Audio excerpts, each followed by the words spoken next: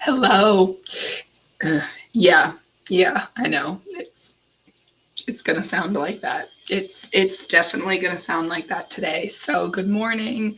It's Friday, April 5th. We're now in April, and I wasn't gonna cancel just because I sound like this. I was like, you know what? I need to bless whoever ends up watching these um, with this lovely newfound voice. And this is actually new. This is an improvement from the last 2 days, and which is why I didn't cancel. But I really wanted to. I'm canceling, I'm canceling the topic that I had posted about because it's actually a legit, serious topic that I want to introduce in terms of how I, talk about it with my clients. So I'm gonna save that for once I'm fully recovered my voice. But I figured in the spirit of what I'm dealing with, I wanted to talk a little bit about how do you prepare for the unexpected and from a mental health and recovery standpoint. So I appreciate y'all for watching this. I'm actually going to go ahead. And now that I am fully prepared, because the last 2 days I was not prepared with, and I did not have a chance to go get some cough drops and talking and not having any type of, especially with allergies, this is an allergy reaction for me. Hopefully this will help and not be too distracting in what I talk about. So, given that I don't really want to do a whole lot of talking, this whole week of course, this was one of my busiest weeks with seeing clients. Um, but on Monday, I was fine. This is allergy season. In North Carolina, we have had a record high pollen count. And did that necessarily stop me from being outside? No, it didn't. Um, but that's partly because I really wasn't willing to let a beautiful day go by without me being outside, especially, I work from home and I have to work inside for the most part. And by Monday night, I had my group on Monday night, do my group coaching Monday nights, and it was fine. And then afterwards, I was like, I wasn't even stuffy, y'all, right? For the most part, I am prepared for seasonal allergies because I stay I stay on my Zyrtec. I'm allergic to my own cat. So that's the one medication that I do take for the most part across the board, is Zyrtec. And I upped it to 2 times a week last week because I was like, okay, pollen's like really here. But I really wanted to talk a little bit about what came to my mind from my experience of I had a whole week planned. I had business meetings, I had client meetings, and when your voice doesn't decide to work, what did I learn this week? Okay. So, let me write this in. Let's get into this real quick. How do you prepare for the unprepared? Just before I start, I want to speak a little bit about when you come to therapy, a lot of times you're dealing with anxiety, depression, various forms of some kind of mental health situation. And I think that the first thing that came to my mind was I just want to honor that a lot of times your brain, when you're dealing with anxiety, when you're dealing with depression, not going to be the same things, but a lot of times there's this underlying symptom of racing thoughts, or what we call rumination in my field. So that over and over and over, going over and over and over again of your thought process, or maybe an event that's happened to you. And this can be a lot of times when trauma, something that happens to you from a young age. Maybe you don't experience racing thoughts about your trauma, but you may have just general racing thoughts. But a lot of times we come to find when we start unpacking a lot of those thought processes, is that they're preparation, that they're literally, your brain is just trying to prepare you for the threat because you have already received a threat in the form of a trauma, something that has been intrusive. So this is, and if I speak just, specifically to ADHDers, when we have intrusive thoughts, a lot of the times those are just thoughts that are preparing you for things that are important to you, or things that have happened to you, things that make you scared. And when you start to learn the emotional intelligence of your own life, we start to make those associations about what certain emotions are telling you. So you people can do that on their own. You can figure out ultimately what your emotions are trying to warn you about or tell you about. But a lot of times, there is some assistance that's needed from a psychological standpoint and more of like the theory. And that's where therapists and counselors come in, is because we're trained on the history of the theories and the patterns of that have been observed over the years, to be able to help a person actually be prepared. Because ultimately, what your anxiety, your PTSD, your attention deficit disorder, whatever you want to call it, if you're experiencing racing thoughts, is that you'll call it preparation. I'm just trying to prepare myself for, a tough conversation or something else, but it's really hypervigilance. Like, let's just talk about an unaddressed anxiety about a situation or in an interaction that's in the future, or something that you're stuck in from the past that it's likely rooted in, is hypervigilance. So it's because it's not actually giving you the opportunity to prepare for the unexpected, because there's no way to know, unless it's an event or something that you're specifically curating. There's no way to know truly when some kind of trauma is about to happen to you. There's no way to avoid it. In my previous talks, I have one video. If you go back and look, the difference between preparation and anticipation, and instead of calling it hypervigilance, I just call it anticipation. Hypervigilance it can have different levels of severity to it based off of the person, but the overall premise is that you're anticipating something negative or something traumatic to happen, which is why your brain is out of your own consent and out of your own control. Does your brain do that racing thoughts to the point where it causes a debilitating anxiety? It causes, if you don't address it or redirect it or slow it down in any way, it will cause and trigger some depressive episodes, because you're not honoring and looking at yourself and what your body and what your brain is also trying to tell you.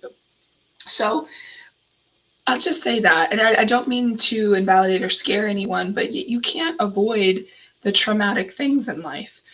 You can be alert to try to redirect them. So, like, I think of like maybe a car accident, right? This is why they tell you to, no texting and driving. My first car accident was because I was texting and driving, and because I'm not alert to being able to look out for when someone is not paying attention, because I'm not paying attention, right? So as you go through therapy or as you start to work on yourself, you have to take some time to observe your own environment and your own ability to assess what are you in control over. Because when we're in hypervigilance, when we're in anticipation mode, we're geared and staring externally at the things in our environment as the anticipation of, oh, that's going to hurt me. And we become reactive. Whereas therapy, what we do and what we work on is we transition that reaction into a response. And the response foundationally is, and I will die on this hill, because the foundational response is regulation. The first step you have to do is be able to know how to regulate your central nervous system to a certain degree.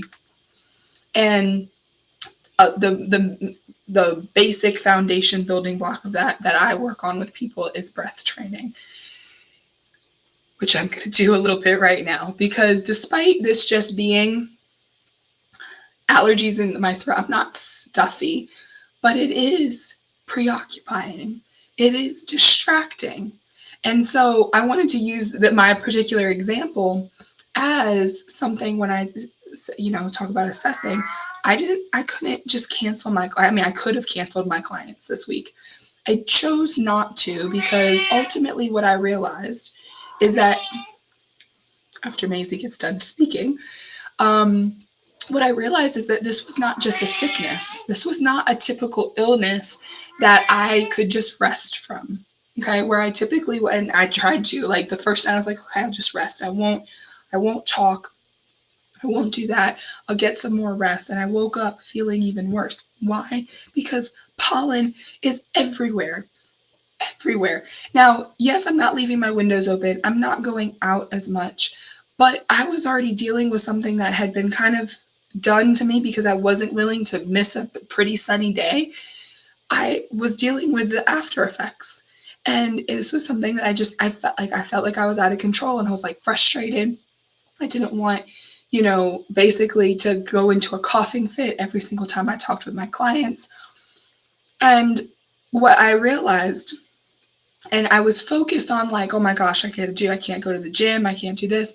I went to the gym. It was a struggle bus, I'm not gonna lie. So I didn't go because I was like, I realized that my breathing was excessive to the point where I was sweating more, I was more tired. I don't know I can mute my microphone. Excuse me, I didn't want to cough in y'all ears. But I realized that I was getting more frustrated. It was keeping me focused on all of the things outside of myself. I started looking and making sense of what it was impeding on me. And then I realized I was like, okay, when your brain looks for and intellectualizes your emotional response, there's healthiness to that. But when that's your only coping skill, it's just not sustainable for getting you to the next step or an improvement within your anxiety, right?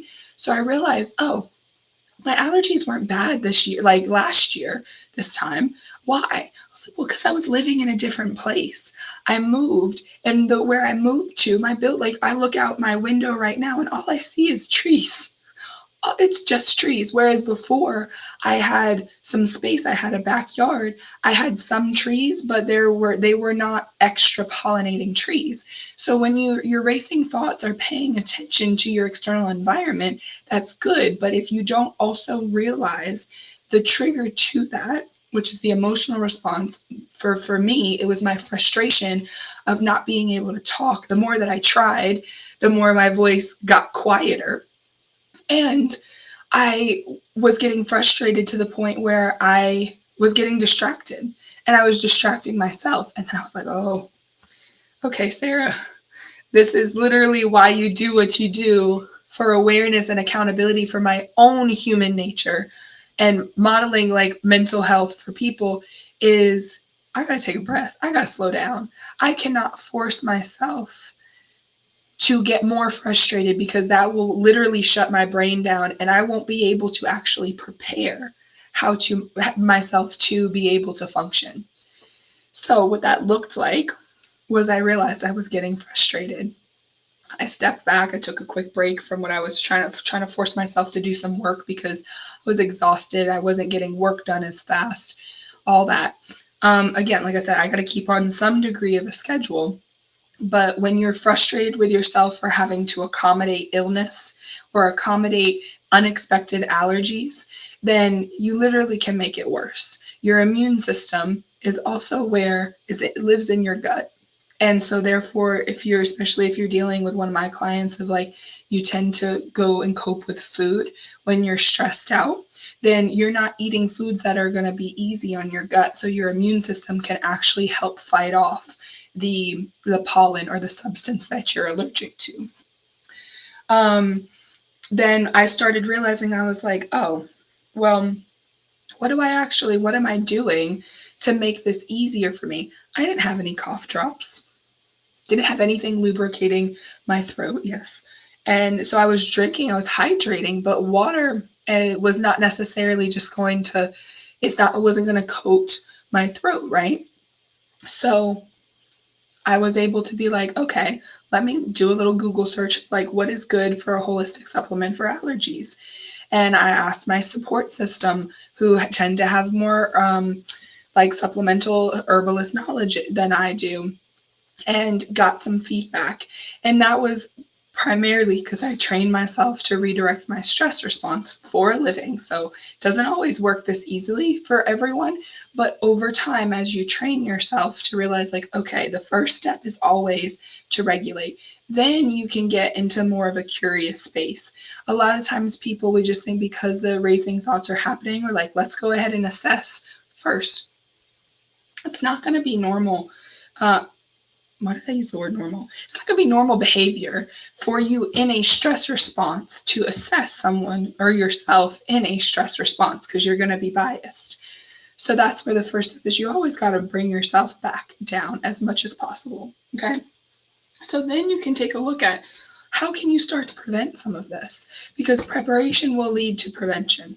And because if you're not understanding what to prepare for, and let me put this back into a trauma situation. A lot of times people, especially when you get hurt, when so there's a trauma that happens to you or your trauma is triggered, that people start to think about, okay, how am I going to navigate being out in the environment that I was in before? That's why a lot of people end up isolating. That's why diagnosis of agoraphobia, I can't remember. Agoraphobia exists of people who seclude themselves to their house.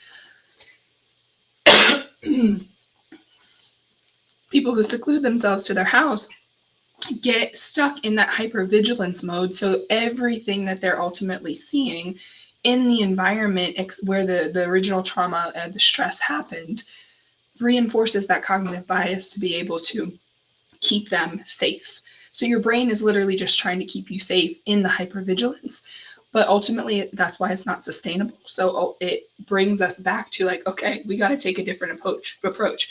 We got to slow down, and not necessarily slow all the way down, because you don't want to, it's like stopping on a highway. You can't stop on a highway. That's just more dangerous than going too fast on a highway. But you got to slow down and move over to be able to get some kind of perspective and control back to figuring out how you're going to get back on track to where it is that you want to be.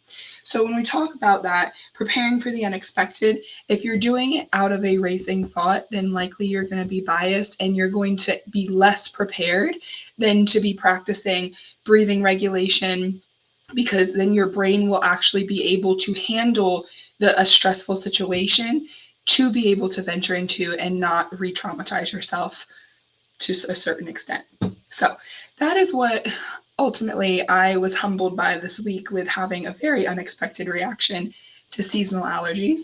And just want to remind people too that, if you've had trauma that's happened to you and therapy is something that could help, but you're not really quite there yet to open yourself up to it, go to my app. I have a bunch of breathing techniques and videos that will help guide you through that. If anything, the sleep hygiene routine, because that's what I built it all together and put that routine together for people, is because that's the best, in my opinion, the most strategic place to practice breathing. And I'm reaching my limit now. So here's the other point, is know your limits. Exposure therapy, although as much as I love it, you can't, it's a series of interactions and re-exposing yourself to a particular trauma or to a stressor that over time you have to do, because if you oversaturate yourself or overexpose yourself, you'll become oversaturated. And what I mean by oversaturated is that all of your stress chemicals and your hormones that are usually cortisol is released in the gut, so therefore it damages your immune system, can increase in chronic illnesses, trigger chronic illnesses. And yeah, I'm going to respect my own limit at the second cough within less than 30 seconds and just say to remember that preparing for the unexpected is literally is practicing that breathing, because that is the one thing that you can control in your body, in your mind, in a stressful situation, because you cannot avoid anything traumatic typically happening to you until you learn how to really get more into prevention and that not the relapse mindset. Don't get into a relapse mindset. No, don't do that. To a recovery mindset and understanding how change works for you. I think that's the shortest I've ever done, and I'm going to stop struggling because it's not necessarily going to make y'all any better. So I hope that was helpful for someone. If not, I will be back next week, and hopefully we'll be able to talk about the foundational faith systems and recovery then. But I hope you guys have a good weekend. I hope it's coming back. My voice is coming back very soon. This is an improvement. And yeah, I'll see y'all next week. Have a good Friday.